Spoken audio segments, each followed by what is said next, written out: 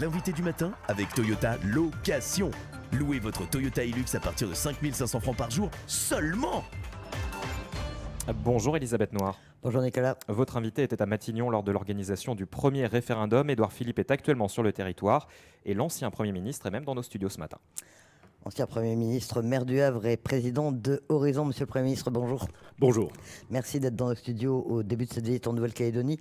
Quelles sont exactement les raisons de ce déplacement sur le territoire ?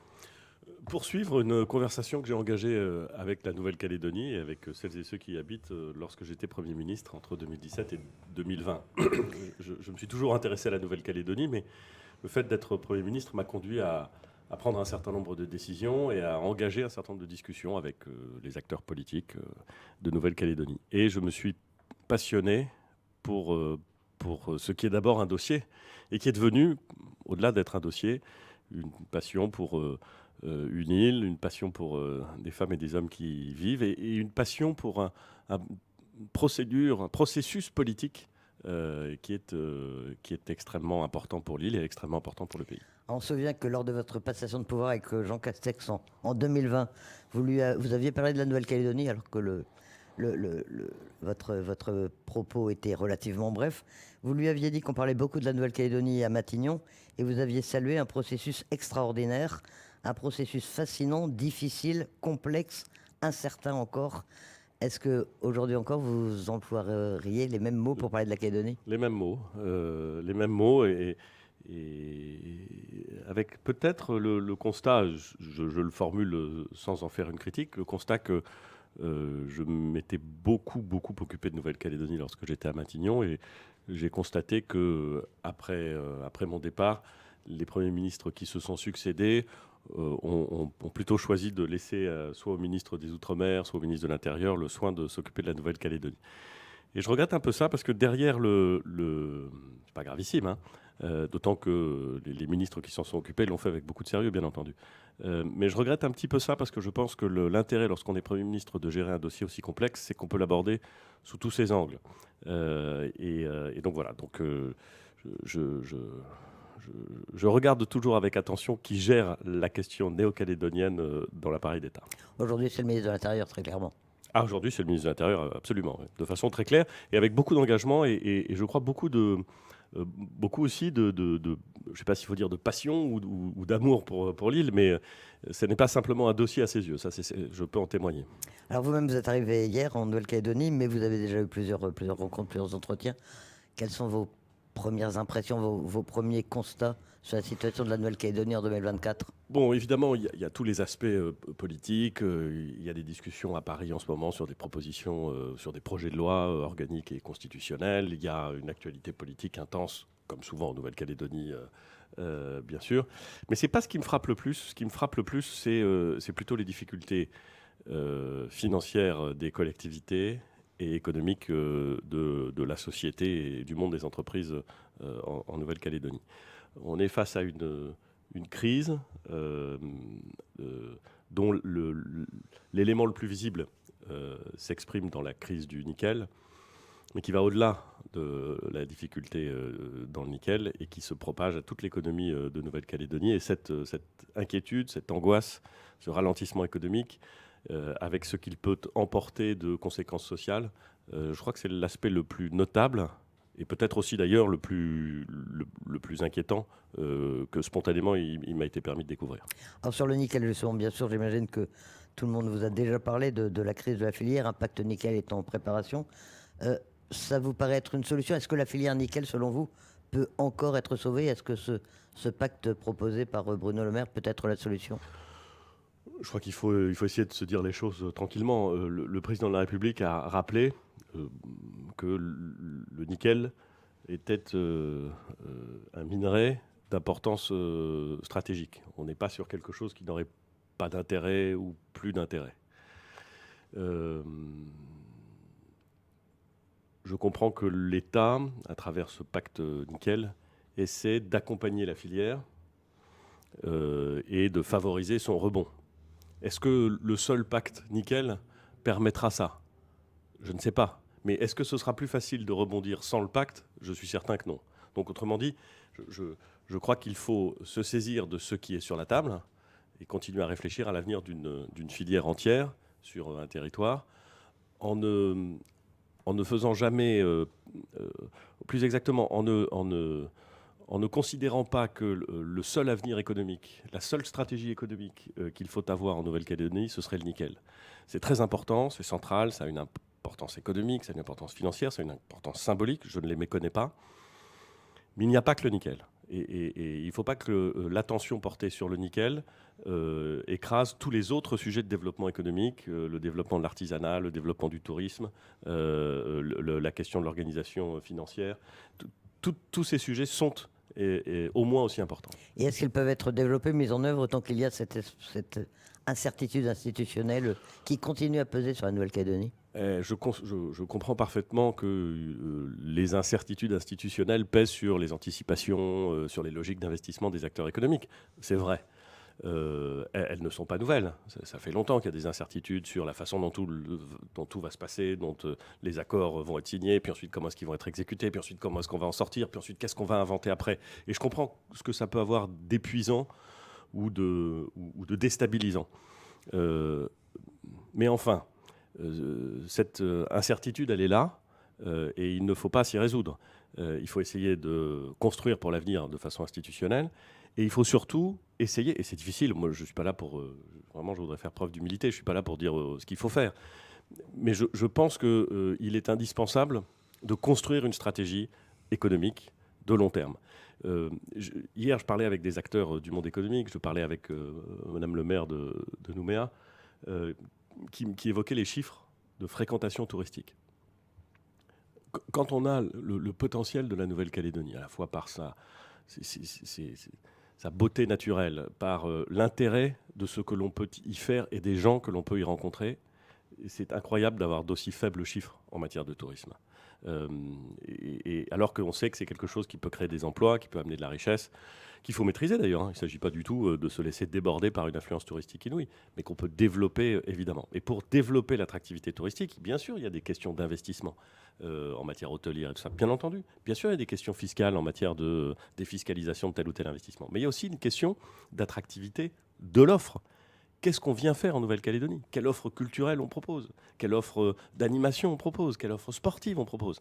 Et ça, sont des choses qui se pensent indépendamment de l'incertitude institutionnelle. Justement, sur cette incertitude institutionnelle, c'est vous qui étiez à Matignon lors du premier référendum. Vous avez suivi les deux autres, on imagine. Et après, qu'est-ce qu'il faut faire ? On a l'impression que le temps s'étend, sans qu'on ait vraiment de solution. C'est vrai que le temps prend son temps. Alors une partie de moi-même sait que face à des décisions difficiles et dans un processus où on essaie de construire patiemment, difficilement parfois, des solutions politiques durables par le dialogue et dans la logique d'un accord, une partie de moi sait que de toute façon ça prend du temps. Mais une autre partie de moi-même sait qu'il ne faut pas que ça en prenne trop et qu'il ne faut pas jouer le pourrissement des dossiers. Est-ce que les Calédoniens, dans toutes leurs composantes politiques, sont capables de dessiner un chemin commun qui leur permette d'envisager la façon dont doit vivre l'île et dont doivent vivre les habitants de l'île pendant la vie qui vient, pendant les 20, les 30, les 50 prochaines années? Moi, je le crois. Alors peut-être je suis exagérément optimiste, mais c'est un reproche qu'on me fait rarement, celui d'être exagérément optimiste. Mais je crois sincèrement qu'il y a la place pour que des femmes et des hommes de bonne volonté se mettent d'accord. Est-ce que ce sera dans un calendrier rapide ? Je ne sais pas. J'aimerais bien, mais je ne peux pas le garantir. Et du reste, ça ne relève pas de moi. Je pense que c'est possible. Et je crois que c'est conforme à tout ce qui s'est passé depuis 35 ans en Nouvelle-Calédonie. Et je pense que c'est ce à quoi aspirent les Calédoniens, dans leur immense majorité. Je ne crois pas, quand je croise des Calédoniens dans la rue, je ne les vois pas fascinés par les questions institutionnelles. Je les vois inquiets des questions économiques, je les vois inquiets de l'avenir de l'école, je les vois inquiets de l'accès aux soins, je les vois inquiets de toutes ces choses qui comptent dans la vie quotidienne et qui ne sont pas des questions institutionnelles. Mais je les vois aussi avoir besoin de comprendre le pays dans lequel ils vont vivre. Et j'ai rencontré des jeunes hier qui étaient inquiets sur leur capacité à organiser, à penser leur vie sur l'île. Pour ça, il faut que les forces politiques proposent une réponse. Et j'ai tendance à penser qu'ils ne sont pas si loin que ça. Vous pensez qu'un accord ou qu'un consensus est possible entre les partenaires locaux? Je ne voudrais pas faire de météorologie en disant que j'espère que... Ce que je sais, c'est que je crois qu'il y a toutes les ressources dans les forces politiques, d'où qu'elles viennent, pour trouver le terrain d'entente qui permet d'organiser la vie et le destin commun. Ce que je crois, c'est que cette discussion impose que l'État soit de façon continue, permanente, engagé, impartial, avec les parties au dossier, pour essayer de trouver ces conditions. Et ce que propose le gouvernement, c'est-à-dire dans les textes de loi qui sont en discussion aujourd'hui à Paris, d'organiser le dégel du corps électoral pour les élections provinciales, mais qui permet, dès lors qu'il y aurait un accord, que les stipulations de l'accord prennent le dessus, s'inscrit assez bien dans cette logique. Et c'est comme ça qu'il faut le prendre. Donc j'ai au fond de moi une forme de confiance, qui n'est pas une confiance naïve, qui n'est pas une confiance béate, qui est une confiance dans les femmes et les hommes que j'ai rencontrés, et qui, même s'ils ne sont pas d'accord sur tout, au fond d'eux-mêmes s'estiment, et au fond d'eux-mêmes portent l'intérêt général et l'avenir de la Nouvelle-Calédonie. Le dégel du corps électoral qui doit faire l'objet d'une révision constitutionnelle, c'est indispensable, c'est incontournable, même si ça peut créer des tensions en Calédonie? C'était une des conditions des accords. C'était une des implications des accords. C'était un des éléments, pas le seul, mais un des éléments constitutifs de l'équilibre dessiné par les accords qui permettait justement d'envisager la suite. Y toucher, c'est forcément déstabilisant pour certains, et c'est nécessaire pour beaucoup d'autres. C'est vrai que la différence entre un corps électoral gelé et la réalité liée à l'écoulement du temps, liée au fait que les gens vivent ici, vivent de plus en plus longtemps, payent leurs impôts, s'investissent, ils participent à la vie sociale, à la vie culturelle, à la vie économique, à la vie politique, et ils ne peuvent pas voter pour les élections provinciales. Tout ça devient évidemment gênant. Et proposer le dégel du corps électoral pour les élections provinciales me paraît aujourd'hui légitime, et peut-être d'autant plus légitime que le juge, le Conseil d'État en l'occurrence, a indiqué que convoquer des élections provinciales sans avoir réparé ce déséquilibre croissant avec la réalité deviendrait un problème juridique. Ce qu'il faut, me semble-t-il, c'est que cette évolution ne soit pas perçue comme une provocation. Il faut que cette évolution nécessaire et légitime s'inscrive, là encore, dans la dynamique de la discussion. J'ai tendance à penser que, au fond d'eux-mêmes, les acteurs le comprennent bien, et que ça ne nuira pas aux discussions à venir. L'État, de son côté, a fait ce qu'il fallait en la matière, la préparation de ces projets de loi et leur présentation aujourd'hui devant le Parlement? Moi, je salue le travail exercé par le gouvernement. Il y a une implication très nette du ministre de l'Intérieur. Il est venu plusieurs fois sur le territoire. Il rencontre les acteurs. J'ai l'occasion de discuter avec lui à intervalles réguliers du sujet parce que nous sommes amis et parce qu'il sait que le sujet m'intéresse. Et je vois beaucoup de concentration et beaucoup de volonté d'avancer. Et je pense que le rôle de l'État est important. Je pense que le rôle de l'État est essentiel pour que les discussions puissent se passer dans de bonnes conditions. Et je suis très attaché, je l'étais lorsque j'étais Premier ministre, je le suis toujours, pas Premier ministre, hein, mais attaché à une place de l'État ferme, impartiale et permettant aux partis d'avancer. Vous n'êtes plus parlementaire. Les députés de votre groupe, qui appartiennent à Horizon, vont soutenir ces textes sur la Nouvelle-Calédonie? Alors vous avez raison, je ne suis plus parlementaire. Je ne suis d'ailleurs, et je tiens à le dire, mandaté par personne. Je ne suis pas ici l'envoyé du ministre de l'Intérieur ou du président de la République. Je ne suis pas membre du gouvernement. Je ne suis pas d'ailleurs parlementaire, ni député, ni sénateur. Au fond, je suis un homme assez libre et assez intéressé par la Nouvelle-Calédonie, parce que je considère que quand on aime son pays, quand on aime la France, ne pas connaître la Nouvelle-Calédonie, ne pas intégrer la réflexion sur la Nouvelle-Calédonie à sa propre réflexion, ce serait une grave erreur. Les parlementaires de mon groupe, que ce soit à l'Assemblée nationale ou au Sénat, ce sont des parlementaires comme je conçois les parlementaires, c'est-à-dire des femmes et des hommes libres. Et ils vont donc s'exprimer librement, en conscience, sur ce qu'ils croient nécessaire pour la Nouvelle-Calédonie. Ce que je leur ai dit, pour nourrir leur réflexion, non pas du tout pour leur donner des ordres, ça ne marche pas comme ça avec moi. J'ai trop de respect pour les parlementaires pour leur donner des consignes. Ce que je leur ai dit, c'est qu'il me semblait toujours nécessaire que des textes qui conditionnent et organisent l'avenir de la Nouvelle-Calédonie fassent l'objet du consensus le plus large possible entre les forces politiques nationales qui s'intéressent à la Nouvelle-Calédonie. Le consensus politique le plus large possible. Et pourquoi je dis ça ? Je dis ça parce que souvent, quand le Parlement français est saisi de textes qui intéressent la Nouvelle-Calédonie, ces textes ont fait l'objet d'une discussion locale et ont fait l'objet d'un accord local. Ils sont ensuite soumis au Parlement qui, d'une certaine façon, tire les conséquences de cet accord local. Or, en l'espèce, on est sur autre chose. En l'espèce, on est sur la discussion d'un texte, enfin de deux textes, qui n'ont pas fait l'objet d'un accord local.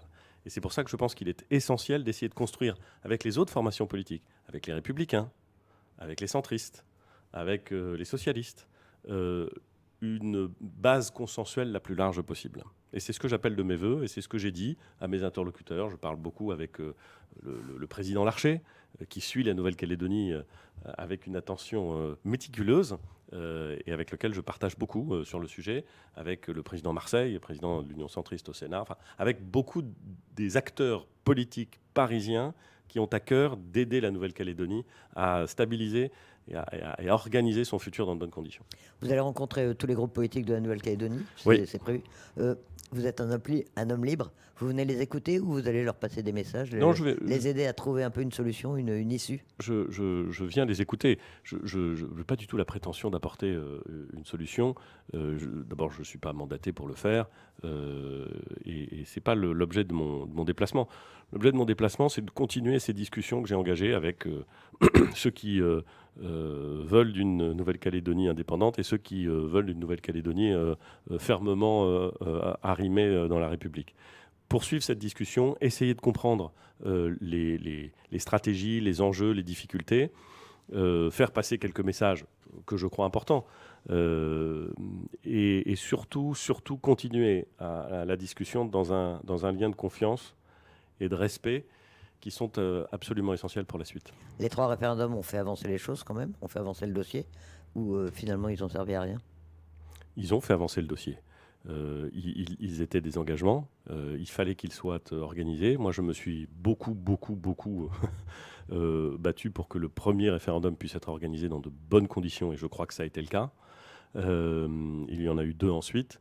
Mais peut-être une remarque sur ces référendums. Ils ont été, et ils ne pouvaient pas en être autrement, des moments de très grande polarisation du débat. On était soit pour, soit contre l'indépendance. Et donc, la répétition de ces 3 questions a considérablement polarisé le débat selon une organisation très binaire, pour ou contre. J'entends beaucoup de gens aujourd'hui me dire qu'une bonne façon d'avancer sera non plus simplement de rester dans cette logique polarisée entre le pour l'indépendance ou le contre l'indépendance, mais bien d'essayer collectivement de se prononcer sur un projet, sur une façon de vivre ensemble, sur une façon d'organiser la gouvernance de l'île pendant les 30, les 40, 50 années qui viennent. Et donc de déplacer la discussion très polarisée entre le oui et le non en une discussion peut-être plus riche et peut-être plus féconde sur finalement comment voulons-nous vivre. Et je crois qu'il y a là un changement de pied qui est précieux et qui est attendu. Édouard Philippe, vous avez été Premier ministre, et maintenant, quels sont vos projets, quel est votre avenir alors que vous êtes régulièrement, on le sait, en tête dans les enquêtes d'opinion, dans les sondages ? Vous me faites penser à cette chanson de Gilbert Bécaud, et maintenant, que vais-je faire ? Écoutez, d'abord, je suis maire du Havre, et le mandat de maire est un mandat passionnant, et la ville du Havre, qui est ma ville, est une ville extraordinaire. Et j'apprécie chaque instant que j'y passe et chaque instant que j'y consacre mon énergie. Ce qui est vrai aussi, et je ne peux pas le nier, c'est que au moins autant que j'aime ma ville, j'aime mon pays. Heureusement, je ne suis pas le seul. J'aime mon pays, j'aime réfléchir à ce qu'il devrait faire, j'aime réfléchir à comment est-ce qu'on peut renforcer ses forces qui sont considérables, comment est-ce qu'on peut aussi corriger ses faiblesses qui sont considérables dans un monde qui est dangereux. Et donc, depuis 3 ans, je parcours le pays de sous-préfecture en sous-préfecture, de territoire d'outre-mer en département d'outre-mer, et j'essaie de mieux comprendre, de plus écouter et de réfléchir à ce qui pourrait être une bonne stratégie pour le pays et ce qui pourrait être au fond une façon de proposer un certain nombre d'éléments aux Français. Alors beaucoup voient dans ce travail méticuleux, patient, assez lent, assez peu spectaculaire, une volonté de me préparer et je ne peux pas leur donner tort. Avec l'échéance de 2027, pour être clair. Voilà, je crois que là, on est bien clair. Un mot, vous parliez du Havre, vous allez visiter le port autonome de Nouvelle-Calédonie. Oui. C'est dans ce cadre-là, que comme maire du Havre, que cette infrastructure vous intéresse? Alors, il se trouve que moi, j'aime les ports. Je suis fasciné par l'activité portuaire, par le monde portuaire, par les métiers portuaires, par les enjeux portuaires. Je pense qu'ils sont trop méconnus en France alors qu'ils sont absolument décisifs. Il se trouve que je préside une association qui s'appelle l'Association internationale des villes portuaires, qui rassemble plus de 200 villes et ports dans le monde entier, et que et la ville et le port de Nouméa sont membres de cette association. Et c'est donc dans ce cadre que je vais aller visiter les installations et puis évoquer avec les personnels de direction les perspectives, les travaux nécessaires. Je souligne qu'il y a d'ailleurs une coopération ancienne entre le port du Havre et le port de Nouméa, avec parfois des collaborations sur des maîtrises d'œuvre ou des réflexions sur des investissements. Et je pense que c'est extrêmement précieux parce que c'est comme ça qu'on avance, en travaillant ensemble, en apprenant ensemble et en réfléchissant à l'avenir ensemble. Monsieur le Premier ministre, merci d'être passé dans les cieux d'RRB. Merci beaucoup à vous.